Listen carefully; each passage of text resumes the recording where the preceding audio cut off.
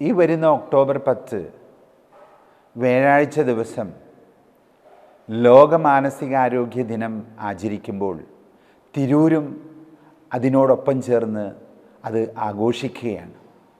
Dopamine summit ഇതാ കേരളത്തിൽ ആദ്യമായി മുമ്പെങ്ങും കേൾക്കാത്ത വിധം, മുമ്പൊന്നും നാം അറിയാത്ത വിധം ഒരു സമ്മിറ്റ് നമ്മുടെ നാട്ടിൽ നടക്കുകയാണ്.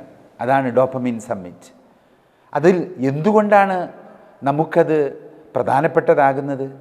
എന്തുകൊണ്ട് നമ്മൾ അതിൽ പങ്കെടുക്കണം? ഇങ്ങനൊരു ചോദ്യം നിങ്ങളുടെ മനസ്സിൽ വരുന്നില്ലേ?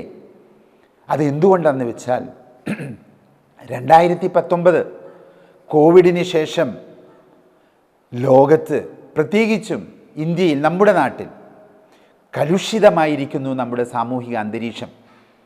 കൊലപാതകങ്ങൾ ഇരട്ടിയായി വർദ്ധിച്ചു, അക്രമങ്ങൾ അതീതമായി വർദ്ധിച്ചു, മാനുഷിക ബന്ധങ്ങൾ എല്ലാം തകർന്നുപോയി, ദാമ്പത്യ ബന്ധങ്ങൾ പലതും തകർന്നുപോയി, ഡൈവേഴ്സ്, വിവാഹമോചനം അത് പല ഇരട്ടിയായി വർദ്ധിച്ചു, ലഹരി ചിന്തിക്കാൻ കഴിയാത്ത വിധം വളർന്ന് ഓരോ കുടുംബത്തിലും ഒന്നോ രണ്ടോ പേർ ലഹരിക്കടിമപ്പെടുന്നത് ഒരു സ്വാഭാവികമായ സാമൂഹിക പ്രതിഭാസമായി മാറി. ഇതൊക്കെ സംഭവിച്ചത് എന്തുകൊണ്ടാണ്? എങ്ങനെയാണ് ഈ കോവിഡ് ലോകമഹായുദ്ധങ്ങളെക്കാൾ ആഴത്തിലുള്ള മുറിവ് നമ്മുടെ സമൂഹത്തിൽ ഉണ്ടാക്കിയത്? ഇതെല്ലാം നമ്മൾ പഠിക്കുമ്പോൾ നമുക്ക് മനസ്സിലാകും, നമ്മുടെ ശരീരത്തിലുള്ള ചില രാസപദാർത്ഥങ്ങൾ, ഹോർമോണുകൾ അതിൻ്റെ പിന്നിൽ പ്രവർത്തിച്ചിട്ടുണ്ട്.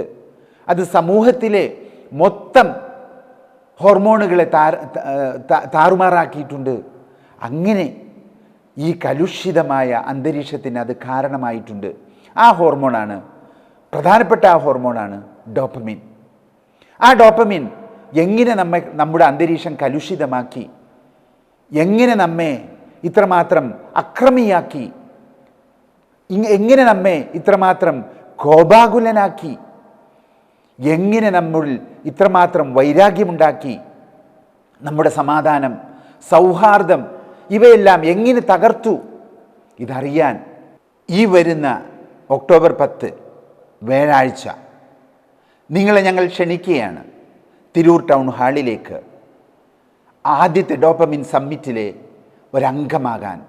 അതെന്താണെന്നറിയാൻ, ഈ കലുഷിതമായ സാഹചര്യത്തിൻ്റെ പിന്നിലുള്ള കെമിസ്ട്രി അറിയാൻ, അതിനെ നിയന്ത്രിക്കാൻ, അങ്ങനെ സാന്ത്വനത്തിൻ്റെ, സമാധാനത്തിൻ്റെ, സഹാനുഭൂതിയുടെ, കാരുണ്യത്തിൻ്റെ ഒരു ജീവിതം, ഒരു സാഹചര്യം, ഒരു സാമൂഹിക ക്രമം ഉണ്ടാക്കിയെടുക്കാൻ നിങ്ങളെ ഞങ്ങൾ ക്ഷണിക്കുകയാണ്. നിങ്ങൾ വരും എന്ന പ്രതീക്ഷയോടെ.